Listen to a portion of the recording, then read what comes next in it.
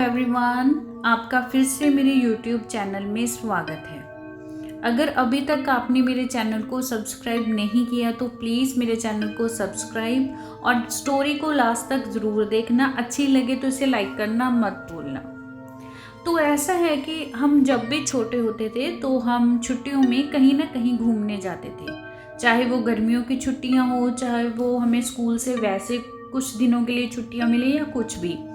तो कुछ बच्चे उसमें क्या करते थे, कुछ अपनी नानी के घर जाते थे, कुछ दादी के घर जाते थे या कुछ हिल स्टेशन जाने का सोचते थे। सबका अपना अपना होता था कि हमने यहाँ पे जाना है। तो ये स्टोरी एक लड़की की है जिसका नाम था राधिका। उसकी उम्र भी लगभग 15 साल की थी। उसने ये पहले ही सोच रखा था कि उसको जब भी छुट्टियां होंगी तो वो अपने दादा दादी के गांव घूमने जाएगी। तो फिर वही टाइम आया, उसको छुट्टियां हो गई और उसने अपने घर वालों से बात की कि मुझे तो अपने गांव दादा दादी के पास घूमने जाना है। और वो राधिका क्या करती है, चले जाती है। जब वो अपनी दादा दादी के घर जाती है तो उसके दादा दादी अपनी पोती से मिलकर बहुत खुश होते हैं। वो उसको देखते इतना खुश हो जाते हैं, उसको अपने गले से लगाते हैं, उसको बिठाते हैं, उससे बातें करते हैं। वो उनसे मिलकर राधिका बहुत खुश होती है। तो वो अपने सफ़र के बारे में बताने लग जाती है कि रास्ते में ऐसा हुआ, मैंने ये खाया, ये खाया। जैसे वो नॉर्मल बातें करती है वैसे वो अपने दादा दादी के साथ वो बातें करने लग जाती है। और उनका जो घर का माहौल था दादी दादी का, वो इतना अच्छा हो जाता है, वो इतने खुश हो जाते हैं, इतने खुश कि वो सोचते हैं कि अगर हम साथ में रहते तो कितना अच्छा होता। लेकिन उनको ये नहीं मालूम था कि जो उनकी ये खुशी है वो जल्द ही उसको कोई ग्रहण लगने वाला है, जल्द ही ऐसा कुछ होने वाला है जिससे वो बहुत दुखी हो जाएंगे। राधिका अपने गांव में भी घूमने जाती है और उसका जो गांव में होता है बहुत दिल लगता है और उसके जो कुछ दिन होते हैं वो बहुत अच्छे बीतते हैं। राधिका अपनी सहेलियों के पास जाती है, उनके पास जाकर वो खेलने लग जाती है। खेलते खेलते उनके माइंड में आता है कि चलो ऐसा करते हैं, हम बगीचे में जाकर खेलते हैं। तो वो कहती हैं ठीक है। तो राधिका और उसकी सहेलियां बगीचे में जाकर खेलने लग जाती हैं और खूब खेलती हैं। राधिका जो होती है वो खेलते खेलते ना आम के पेड़ को देखती है। वहां पे एक बहुत बड़ा आम का पेड़ था तो उसको देखने लग जाती है। अब वो आम के पेड़ के पास पहुंच जाते हैं और सभी बच्चे होते हैं, उनका बस फ्रेंड सर्कल ऐसे मस्ती मस्ती में नीचे से कुछ उठाकर ऊपर फेंकने लग जाता है कि आम पे कुछ ना कुछ लगे कि वो नीचे गिर जाए। तो राधिका जैसे ही कुछ ऐसे ऊपर को फेंकती है वो आम पर लगता है और आम टूटकर नीचे गिर जाता है। तो जब आम के पेड़ से आम नीचे गिर जाता है वो थोड़ी दूरी पर आगे गिरता है। तो राधिका जाती है वहां पर, तो वो आम जैसे ही उठाने लगती है उसकी ना निगाह एक पोटली पर पड़ती है जो आधी तो मिट्टी में दबी हुई थी लेकिन उसका थोड़ा सा जो हिस्सा था वो बाहर था। वो उसको देखने लग जाती है कि ये पोटली ऐसे कैसे यहाँ पर पड़ी है। और फिर वो मन ही मन में सोचती है कि आखिर ये क्या है और इसमें क्या हो सकता है, वो ये सोचने लग जाती है। अब राधिका से रहा नहीं जाता, वो क्या करती है, वो साइड की मिट्टी हटाने लग जाती है। जैसे ही साइड की मिट्टी हटाने लग जाती है वो पोटली और उसे दिखने लग जाती है और उसको खींचकर बाहर निकाल लेती है। वो पोटली एक काले रंग का कपड़ा था और बहुत ही ऐसे लग रहा था पता नहीं कितने टाइम से किसी ने उसे वहां छुपा कर रखा है या कैसे रखा है। राधिका बचपन में होती है, उसे इस चीज़ की नहीं नॉलेज होती कि ऐसी जो जगह पे ऐसा अगर कुछ होता है तो उसको नहीं टच करना होता। लेकिन उसने वैसा ही किया, उसने वो निकाल लिया और उसको टच कर दिया। जब वो उसने खोल कर देखा ना, खोल के उसमें बेहद खूबसूरत कंगन थे जो कि देखने में बहुत पुराने लग रहे थे। वो कंगन ऐसे कंगन थे जो राधिका को अपनी ओर आकर्षित कर रहे थे। थोड़े टाइम के लिए तो राधिका उन कंगन को अपने हाथ में लेकर देखती रही। फिर राधिका ने सोचा कि मैं इसको यहीं पर छोड़कर चली जाती हूँ, पता नहीं किसके हैं किसके नहीं है। लेकिन वो कंगन इस तरह से राधिका को आकर्षित कर रहे थे अपनी ओर कि राधिका उनको छोड़ ही नहीं पा रही थी, मानो कि उन कंगन ने राधिका को जकड़ लिया हो। तो फिर वो क्या करती है, उन कंगन को लेकर अपने घर चली जाती है कि किसी को नहीं बताऊंगी, बस इसको साथ में लेकर चले जाऊंगी। उसने अपनी सहेलियों से भी नहीं बात की, उसने बस कंगन उठाए और जब वो खेल के हटी तो वो उन कंगन को लेकर अपने घर को चली गई। राधिका इस बात से अनजान थी कि ये कंगन उसकी जिंदगी का सबसे भयानक हिस्सा बनने वाले हैं।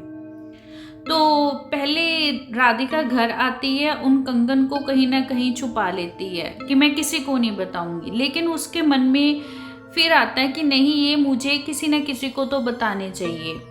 तो फिर वो सोचती है ये मैं किससे बात करूं। तो फिर वो अपनी दादी माँ के पास जाती है, तो दादी माँ को ये कंगन दिखा देती है कि दादी माँ, ऐसे हम वहाँ पर एक आम का पेड़ था, हम खेल रहे थे, तो मेरा मन किया मैं अपनी सहेलियों को वहाँ पर लेकर चली गई। तो हम वहाँ पर आम के पेड़ से आम तोड़ रहे थे, एक आम गिरा थोड़ी दूरी पर, जब जहाँ पे ये आम गिरा तो मैं लेने गई, वहाँ पर एक पोटली थी, मैंने वो काले रंग की पोटली निकाली है और उसमें ये 2 कंगन है और मैं इनको घर लेकर आ गई। पहले मेरा मन था मैं किसी को नहीं बताऊंगी, लेकिन मेरे से रहा नहीं गया, तो मैं ये आपको बता रही हूँ कि दादी ऐसे कर कर ये कंगन है। फिर दादी ने जो उससे कहा, राधिका डर से कांपने लगी। जो राधिका की जो दादी है उन्होंने उससे बताया, उसको तो सुन के राधिका कांपने लग गई। राधिका और डर जाती है तो और उसकी दादी कहती है कि तुम इन मनहूस कंगन के साथ उस चुड़ैल को भी अपने पीछे लाई हो। ऐसी भटकती हुई गुस्सैल चुड़ैल अपना बदला लेती है, वो चुड़ैल भी हमसे अपना बदला लेने जरूर आएगी। और वो कहती है कि ये तुमने बहुत बड़ी गलती कर दी है, अभी तो तुम्हें कुछ मालूम नहीं पड़ा कि तुम्हारे पीछे कौन है कौन नहीं है, लेकिन रात होते हुए या फिर समय बीतते हुए तुम्हारी जिंदगी को वो नरक बना देगी, तुम्हारी खुशियों को वो तबाह कर देगी। ये तुमने अपनी जिंदगी की एक बहुत बड़ी गलती कर दी है, तुमने मुझे भी चिंता में डाल दिया है, अब मुझे भी तुम्हारी फिक्र होने लगी है कि अब हम क्या करेंगे, क्योंकि वो चुड़ैल तो हमें छोड़ेगी नहीं। हमने उसको गुस्सा दिला दिया है, उसके कंगन निकाले, उसका कपड़ा जो काले रंग का कपड़ा था वो भी तुमने कहीं बाहर फेंक दिया और कंगन उठाकर तुम घर ले आई हो।